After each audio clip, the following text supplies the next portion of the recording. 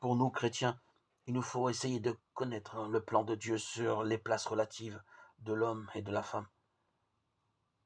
Dieu créa l'homme à son image et à sa ressemblance. Homme et femme, il le fit.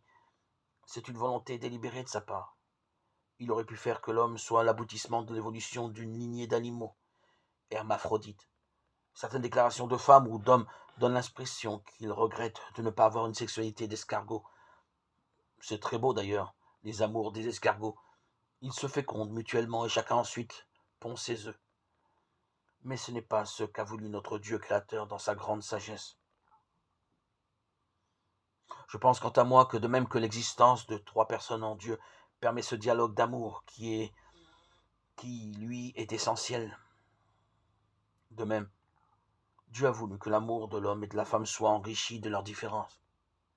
Il a voulu que cette richesse soit fécondité.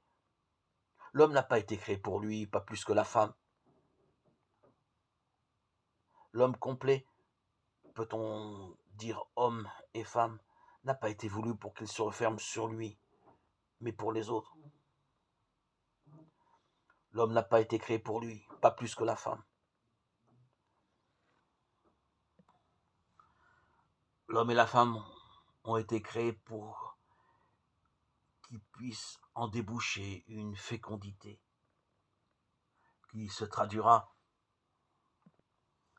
par la naissance d'enfants, croissez et multipliez, mais aussi sur tous les autres plans, dominez la terre et soumettez-la. Il n'est pas interdit de penser que ni l'homme ni la femme ne peut réaliser seul l'image de Dieu.